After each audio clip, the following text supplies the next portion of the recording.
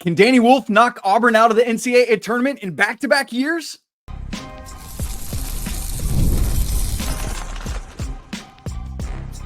You are Locked On College Basketball, part of the Locked On Podcast Network. Your team every day. Hey there, what's up? Happy Thursday. Welcome into the Locked On College Basketball Podcast, the only daily national college hoop show out there. We're your host. This fine gentleman is Andy Patton. My name is Isaac Schade. You're joining us at the place to get your college hoops every single day. It's all part of the Locked On Podcast Network. We want to thank you for making this your first listener watch of the day to get your Sweet 16 Thursday started the right way. You can catch every episode ad-free on Amazon Music. Special shout out to all the everydayers joining us and all the great members of the Locked On College Basketball Discord. Hey, folks, if you're here looking for a preview for today's games, never you fear. Yesterday's episode of Locked On College Basketball with Andy and our guy Leaf Tulane joined him to preview those games. Go find that there. Today, we are previewing the Friday games. So that's where we are headed. And then obviously on tomorrow's show, we will have recap from Thursday and all that. Actually, it'll be live tonight. I just thought about that. And so make plans to come join us as games end tonight. We'd love to see you for that action. So Andy, that's where we're going to head. We'll just have a couple games each section. We're going to start Auburn, Michigan. Segment 2, we'll go Houston, Purdue. And then in segment 3, we'll have the two games with 2 seeds, Tennessee, Kentucky, and Sparty, Ole Mississippi, as we say in the South where I grew up. So Andy, we start in the South Regional with the 1 overall seed, the Auburn Tigers, facing off against the 5 seed, Michigan Wolverines, and Dusty May coming into this thing. This is 9:39 Eastern tip, or 30 minutes after the game that comes before it on CBS. This game's in Atlanta, my hometown, baby, where the play is play. FanDuel has it, Auburn Tigers -9.5. Andy, I teased it off the top, kind of jokingly, but legitimately. Danny Wolf knocked Auburn out of the tournament last year when he played for Yale, and now he has a legitimate chance to do it again, where he and his Twin Towers twin, Mr. Plaid Golden, are going to face a formidable, or are going to provide a formidable opponent for this great Auburn team. Can they knock him off, Andy? I think that's probably our first ludicrous reference on the show in the 3 years we've been doing it. So I'm really happy you snuck that in there. Always good when talking about ATL. Really excited about this matchup. Yeah, I think the front court for Michigan is always kind of the top of any conversation about who this team is playing, because it's the most critical part of going up against them offensively and defensively. How do you stop Vlad Golden and Danny Wolf? Do you have the size? Do you have the players capable of stepping out and defending Wolf away from the rim while also having the rim protection and just physicality to slow down Golden up top? Most teams don't have the ability to slow those guys down. That's why Michigan had such a tremendous season. I would argue that Auburn is more well equipped to do so with Broome and with Dylan Cardwell and with the rest of the front court for Bruce Pearl's team. I think they're going to be able to do it probably more effectively than most teams, but it's still a challenge. And it's a challenge in the sense of, even if you are able to potentially neutralize those guys, it's going to wear you out. It's going to take a lot out of you. Are you then able to turn around and still have an effective offensive night? And we gave a lot of praise to Auburn for being able to win without Johni Broome having a big offensive game recently. And I think that goes to is a testament to the depth of Bruce Pearl's team, and the fact that, Broome missed a few games in the regular season and Auburn was still able to succeed without him. And I think it's an interesting argument of, like, he is, in contention with Cooper Flagg for the player of the year, and Auburn played well without him, which in some ways could look like a negative for Johni Broome, but I think it's really just the fact that Bruce Pearl's team has so much depth and talent and can plug and play and mix around things in ways that a lot of other teams can't.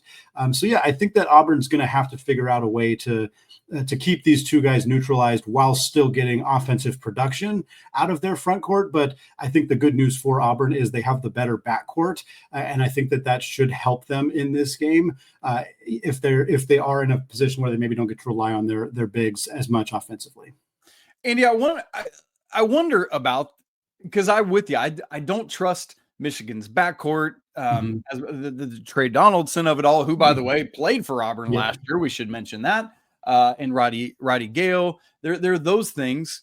But I have started to think about it more throughout this week, and I'm like, so if you're Michigan, do you use Danny Wolf maybe a little more with the ball in his hands than you otherwise might? Like, could that be like, I'm just trying, if I'm Dusty May, I'm like, where can I find an advantage here? And that might be with my non-lumbering 7-footer with my skilled 7-footer who's really great with the ball in his hands and distributing. Yeah, and that's a great point. And I think it depends who Auburn puts on him. You know, whether it's Broome, whether it's Cardwell, whether it's Chaney Johnson. You know, if it's Chaney Johnson, he's 6'7". Like maybe in that situation, you almost flip things and you try to let Wolf get down low a little bit and almost operate out of the low block where maybe he can turn and score, but can still facilitate the offense in a way that could be beneficial. But if you're doing that, then Vlad Golden's away from the rim, and you probably don't want that. So I think it really does depend.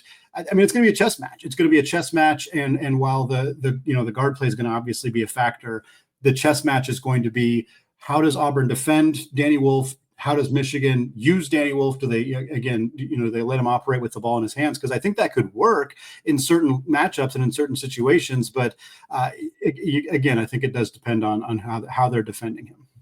And Andy, as we record, to my memory, we don't yet know Chad Baker-Mazara's status. I'm looking on Twitter real quick to see if there's been any updates about that. But also, I can't spell his name right. I don't know who Kahad is. If you get your H and your A backwards.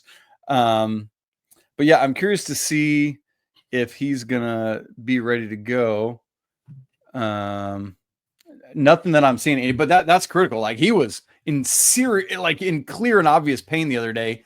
And while he is a bit of a wild card, a little bit of a joker, a little bit of a you don't know what's going to happen to him. I think I described him the other day as like a little Draymond-y in some ways. You know, it's like, and not that he's going to rack up 49 T's over the course of 3 games, but it's like he is unpredictable. That's the word I'm looking for. Yeah.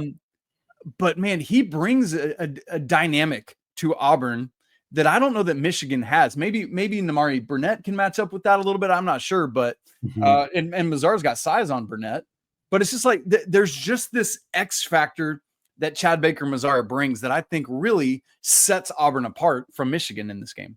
Yeah, I'm with you. I think the size of Baker-Mazara is going to be a problem for Michigan. You know, again, I think Namari Burnett is probably who draws that assignment when he's on the floor, but he gives up about 2 inches and I think 15, 20 pounds to Baker-Mazara. They have Roddy Gale, but he's not really any bigger than Burnett.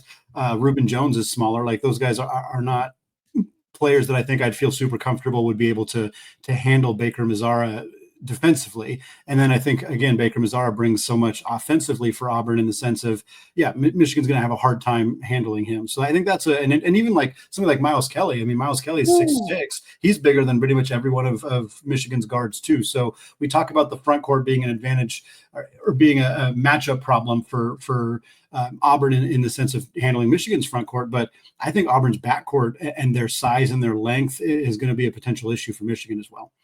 Yeah, I'm right with you, Andy. Let's say that Johni Broome isn't the player of the game, and let's say that, I don't know, whoever you want to pick from Michigan, not Danny Wolf.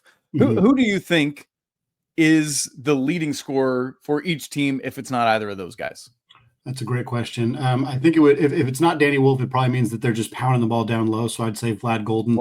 For Michigan, and for Auburn, I could see it be, and that's what makes Auburn so dangerous. I could pick 3 names popped in my head immediately that are not Johni Broome, and it was either Miles Kelly, who we've seen have some huge offensive performances, Todd Pettiford, who I think is going to be a problem for Michigan to defend. I'm sure Trey Donaldson will be on him, but or I think it could also be Baker-Mazara if he's healthy and plays. So they have a lot of options, and I think if it's not Johni Broome, that might actually be a good thing for Auburn in the sense that it probably means somebody else stepped up and had a big game. And I'm quite confident in Broome's ability to impact the game, even if he's not the leading scorer. So if somebody else is the leading scorer, that means they had a couple of guys play well. That's probably all they need to win this one. Yeah, I like that. And obviously, Golden is Michigan's leading scorer. I just went with Wolf there because it's just like similar to what you said about Broome. I feel like Wolf's the guy that's like, he's the most important factor for Michigan as I see it.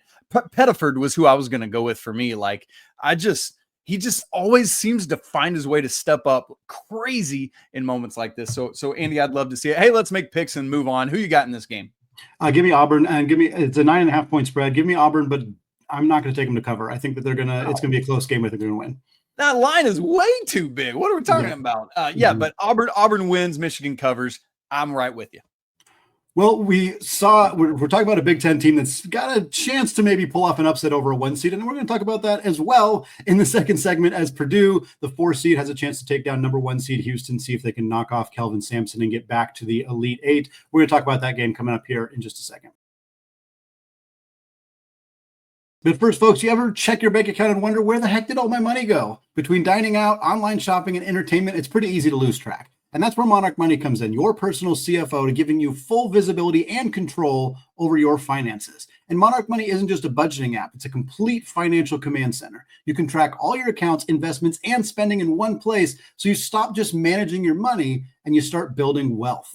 Instead of juggling multiple apps, you can use Monarch to check your finances, track spending, and even plan long-term goals. My wife and I always want to make sure that we are on the same page when it comes to our finances. And thankfully, with Monarch Money, managing with your partner is smoother than ever. You can track shared and personal accounts, set goals, and stay on the same page without all the extra stress. So take control of your finances with Monarch Money. Use code LOCKEDONCollege at monarchmoney.com for 50% off your first year. That's monarchmoney.com, code LOCKEDONCollege for half off your first year.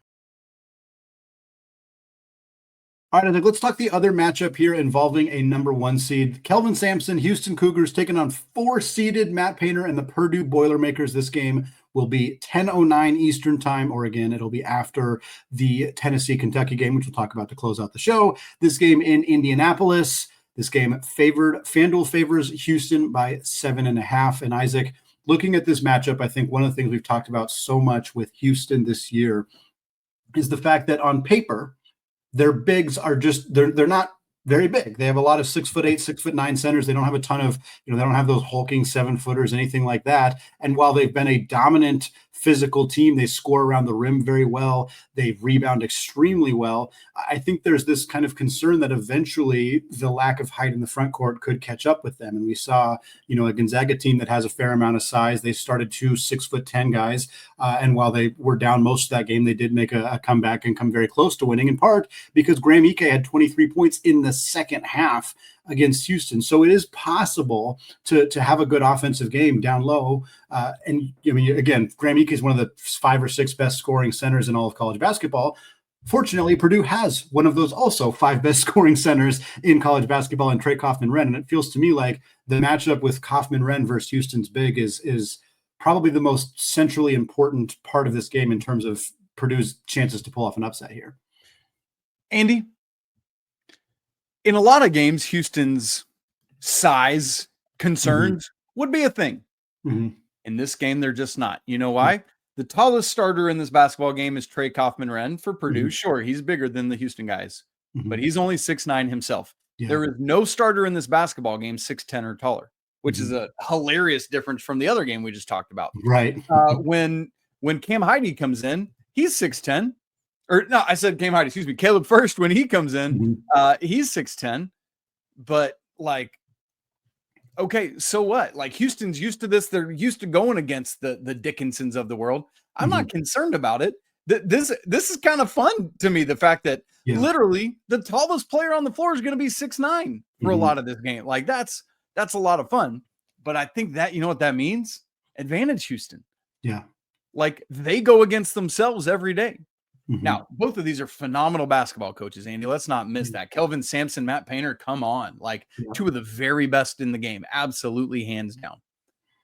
But I just – something I've started thinking about and saying a couple times this week is I feel like Houston's floor is so high that as we've talked about, they're 4th in the nation in three-point percentage, but they don't take a ton. So even if while they shoot them so well, they're not wildly reliant on it. So if you're having a bad day, it doesn't matter. You just kind of abandon it or only take them when they're wide open and just continue to lock in on defense and get 2s.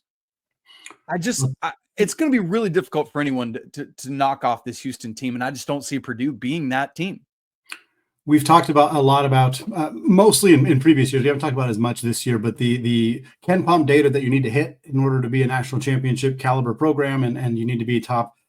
Typically, I think they've all been top 11, top 15 teams offensively, efficiency wise, defensively. Top 22, I think, is the metric that we've addressed before.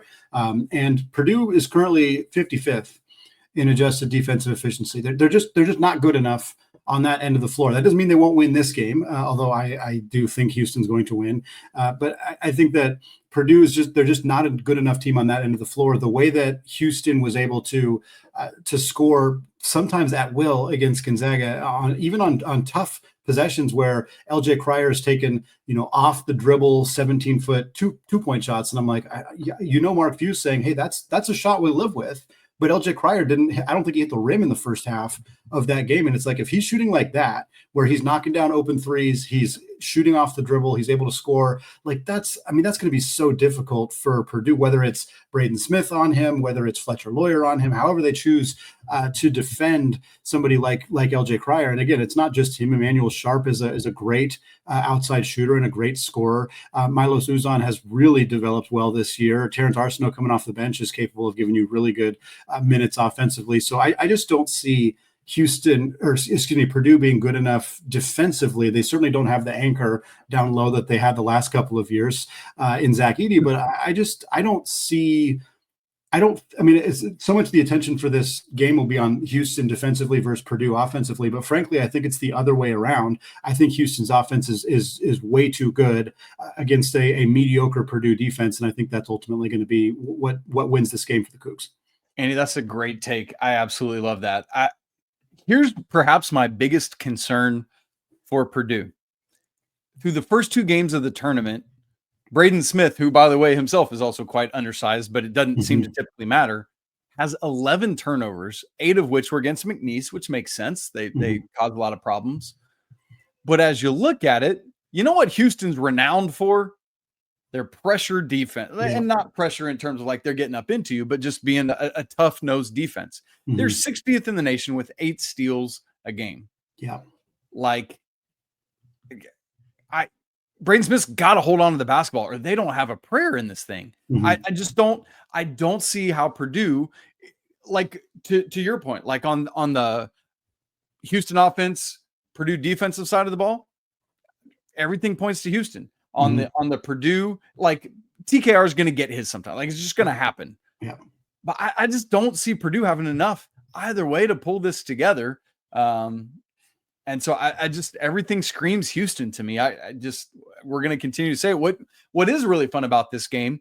Both of these teams are top 9 in the nation in 3-point percentage. So we should, because of course that means it's going to be like they're going to have a terrible game from beyond the arc as we say it, but this should be a high level 3-point making game, which also reminds me when you said LJ Cryer never touched the rim, I envisioned in my head him just airballing everything all night long, which is hilarious to think about. Not what happened. Yeah. It's like Kobe and just chucks it into the ocean, right? Man, I will say too, one thing that stood out to me on this one, you mentioned the 3-point shooting. Both these teams are good against the 3-point shot defensively. Purdue, I think, is 34th in terms of defending the 3-point line. They give up 31%. Houston is 25th, giving up about 30.5%. So something's got to give. Both these teams are great 3-point shooting teams. Both these teams defend the 3 well. Something has to give. I'm leaning Houston, but that's going to be an interesting part of this game. All right, Andy, we've talked about the 1 seeds here in the South and Midwest brackets. I think we probably ought to get to the 2 seeds that are playing as well. We'll have Tennessee, Kentucky in the Midwest. We'll have Michigan State and Ole Miss in the South. Those are the first 2 games of tonight. We're going to get you ready for them in just a second. Right after I tell you about Nissan, we're all about stats here at Locked On because numbers, they don't lie. And when it comes to the all-new Nissan Armada Pro 4X, the numbers are on an MVP level.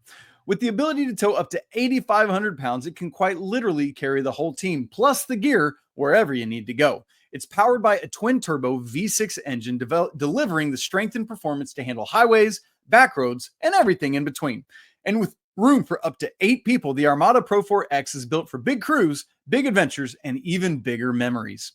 Whether you're exploring off-road trails or rolling right on up to the arena, the Armada Pro 4X brings power, versatility, and style wherever you go. So take your adventure to new heights in the all-new Nissan Armada Pro 4X. Learn much more about it at nissanusa.com. Andy, two things right off the bat here. I got to go back to Ludacris. I forgot to mention to you, I actually saw Ludacris open for the Black Eyed Peas in Raleigh, North Carolina, once upon a time. And you reminded me. Quite a concert set right there. And there were two openers. The other one was LMFAO before they were a thing. The funny thing about the Ludacris set is he doesn't have that many of his own songs. So most of it was like just his rap on other people's songs, like his rap from Usher's. Yeah, it was like stuff like that. That's what Point two, before we get to these games, we didn't actually make our picks in the Houston Purdue game, other than we both said we're going with Houston. But Andy, I guess the question is, will they cover or not? The spread is 7.5. Yeah, Houston wins. Houston covers. Ooh, I like it. How much? What is the spread? I'd say Houston wins by 11. Okay, I was thinking 13 and a third. They're only going to count 1/3 of a free throw. It's the wildest thing that's ever happened. All right, Andy, let's go to the games that are going to tip off, get things going Thursday night. Let's go in chronological order. The first game we will see is in the South region there. Number 2 seed Michigan State against number 6 Chris Beard's Ole Miss team. 7:09 Eastern time on CBS. Atlanta is the location. FanDuel has it. Sparty -3.5. Andy, the first thing I want to point out about this region in totality, now that we get to the second game, is there something that these four coaches have in common. Bruce Pearl, Dusty May, Tom Izzo, and Chris Beard. All four of them have Final Four experience. Mm-hmm. I'm really curious to see how that plays into this thing. Obviously, Tom Izzo has more Final Four experience than the other three combined. I'm saying that without thinking factually through it. I mean, Chris Beard's been to just one, right? They've all been to just one, I think, right? So yeah, and Pearl just so 3 combined Final Fours for the 3 others, and Izzo has however many he has. I'll look it up when you start talking in a second. But Andy, how big a factor, despite the fact that they all have that experience, is Tom Izzo's multitude of experiences in the second weekend and beyond? Yeah, I think it's significant. It's for sure more than 3, by the way, for Tom Izzo. So, I think that is a factor. And I think the factor that, this is an older team, a veteran team, they obviously rely fairly heavily on some youth as well, including including Jace Richardson, obviously, who's incredibly young and incredibly talented for this team. But Tom Izzo has coached freshman stars. He's coached one and done talent. He's coached fifth-year guys. Like, he has all of the experience in terms of handling a roster like this, going through a tough, Big Ten regular season. Obviously, Ole Miss goes through the SEC, so there's an advantage there. But I feel like Tom Izzo is ready for the moment here. I think this team is ready to go. And I think that is a bit of an advantage. Obviously, Chris Beard has been to a Final Four. The no-middle defense is going to be a challenge for anybody. But he went to the Final Four with a different team, a different roster. I'm curious what he can do. I'm curious about if Ole Miss's front court is enough. Michigan State's, they're not Michigan in the sense they don't have 2 dominant low-post 7-foot type guys, but they have size and they have enough length that I think that they're going to be potentially bothersome for Ole Miss. Having said that, Ole Miss has a ton of different, 6 guys scoring in double figures. I think they have enough kind of ability to spread the love and the wealth that could be challenging for Michigan State. But I think Tom Izzo's team's ready for this one. Yeah, I think so too. By the way, I looked it up. You want to guess his tally of Final Fours? I want 4 or 5. 5. Oh, go 5. You're south. Keep going. 7. One more. 8. He's been to 8 Final Fours. 8 crazy. Final Fours for Coach Izzo. We gotta get this man a second national championship, Andy. Right. I would love on his way. Yeah, I would love to see one more of those before he's out. Yeah, I mean, it's really curious as you bring that up. Like, Malik Dia is grown man strong. Like, let's recognize that for Ole Miss. But so is Michigan State, right? And so ultimately, I really think it, like, I hope this doesn't seem reductionistic, but this really to me is a tougher team wins kind of situation. I expect though that they're going to come out with like equal measures of toughness. This feels like 2 teams that know themselves, know how to do that and how to make it happen. And so I wouldn't be shocked by it at all. We did see, you were talking about Jace Richardson. Didn't do a ton in their round of 32 game from a scoring standpoint. Do you think he rebounds here, or do you think it's just like, hey, sometimes you get into the tournament and we got to rely on an Akins, on a Fears, on a Cohen Carr to just dunk everything in sight? Yeah, I think we'll see a rebound from Richardson in terms of scoring. For starters, he's not huge. He's 6'3", but Ole Miss's backcourt is not big either. Murray's 5'11", Padula's 6'1", Morrell's 6'4". Like, I think that the size advantage could work in favor for Richardson. I expect him to have a big game offensively, and I think that's a key factor, if not the key factor, in terms of Michigan State winning this game. I'm going to take them to win it, and I think Fears is going to have a nice game, not Fears, Richardson, Fears as well. But I think Richardson's going to have a big game, and I think he's going to do enough to really kind of cement himself as a potential storyline going into the Elite Eight and Final Four for Tom Izzo's team. Sean Padula has been playing great basketball for Ole Miss, but I'm with you. I think ultimately Michigan State wins.